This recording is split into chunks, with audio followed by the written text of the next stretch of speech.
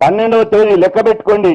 ఈ 12వ తేదీ తెలంగాణ రాష్ట్రంలో రెడ్ల రాజకీయాలకు పాత్ర వేయబోతుంది. ఈ బీసీ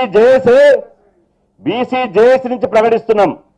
మమ్మల్ని ఇంతమంది చెప్పిన ఈ 5 కులాలు అగ్ర కులాలు అడ్డుకోలే, ఈ రెడ్డిలే.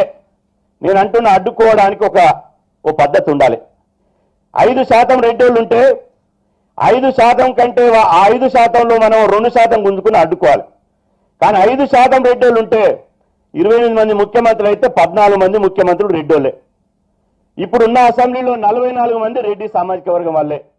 ఇప్పుడున్న ముఖ్యమంత్రితో సహా రేవంత్ రెడ్డితో సహా 4 మంత్రులు ఒక ముఖ్యమంత్రి రెడ్డి సామాజిక వర్గానికి సంబంధించిన వాళ్ళే. ఏ పదవి చూసినా డీజీపీ నుంచి మొదలుకంటే కింది కానిస్టేబుల్ వరకు రెడ్డి రెడ్డి రెడ్డి రెడ్డి రెడ్డి రెడ్డి అని పడుతుంది. ఇవాళ నామినేటెడ్ పోస్టులు కూడా వాళ్ళకే ఇస్తున్నారు. కాబట్టి ఇవాళ రెడ్డి సమాజం ఎందుకు అడ్డుకుంది అంటే మనం సర్పంచ్ కావద్దు, వార్డు మెంబర్ కావద్దు. వాళ్ళ తాతకు మన తాత బానిసత్వం పనిచేసిండు, వాని తండ్రికి మన తండ్రి బానిసగా పనిచేసిండు. ఇప్పుడు కూడా వాని కొడుకు మనం బానిసగా పనిచేయాలనే ఉద్దేశంతో మనం సర్పంచ్ కాకుండా, కౌన్సిలర్ కాకుండా, కార్పొరేట్ కాకుండా, ఎంపీడీస్ కాకుండా, జడ్పీస్ కాకుండా అడ్డుకుంటున్నారు. ఆ అడ్డుకోవడాన్ని, వాళ్ళ ఆధిపత్యాన్ని, వాళ్ళ గుత్తాధిపత్యాన్ని బొందబెట్టడానికే ఇలా బీసీ జేఏసీ ఏర్పడ్డదనే విషయాన్ని మనం మర్చిపోద్దని చెప్పి సందర్భం గుర్తు చేస్తున్నా.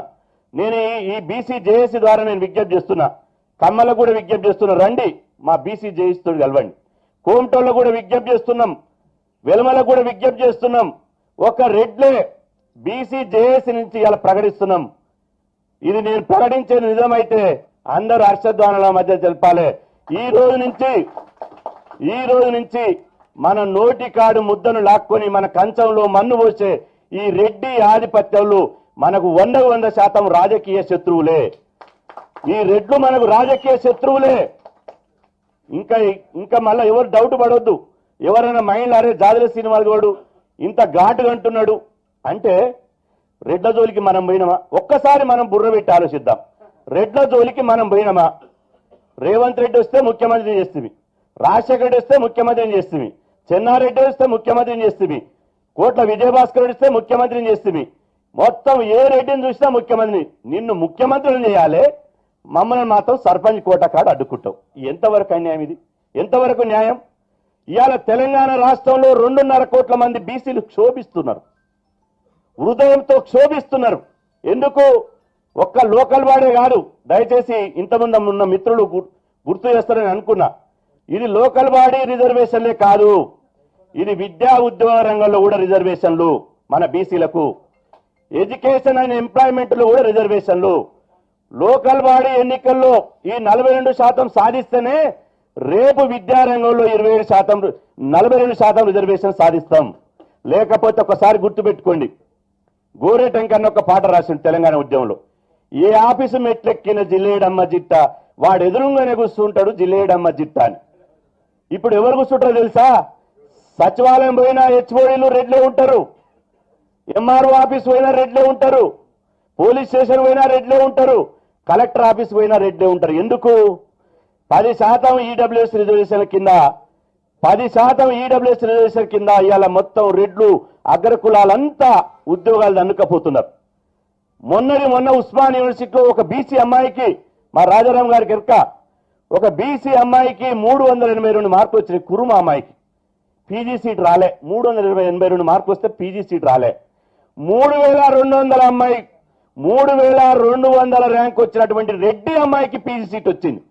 గుర్తుపెట్టుకోండి. రేపు భవిష్యత్తులో కిసాన్ పోరాటం చేపట్టికే ఇవాళ ఈ రిజర్వేషన్లలో అక్కడో ఇక్కడో మనం కనపడుతున్నాం మన వాళ్ళు.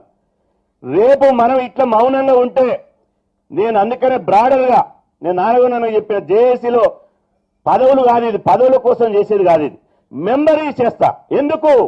మన జాతికి అన్యాయం జరుగుతుంది, మన జాతికి అన్యాయం జరుగుతుంది. పాలకులు కూడా మన మధ్యలో జొరబడుతున్నారు. పాలకులు కూడా మన మధ్యలో జొరబడి ఇవాళ ఎవరికి చెప్పే చెవులలో వాళ్ళకి చెప్తున్నారు. మీ చెవులలో చెప్పే మాటలు బంజేరిగా ఇక నుంచి సాగదు. ఇది ఈ బీసీ జేఏసీ తెలంగాణ గడ్డ మీద ఒక బీసీ బిడ్డను ముఖ్యమంత్రి చేసుకునేదాకా ఈ బీసీ జేఏసీ పనిచేస్తుంది.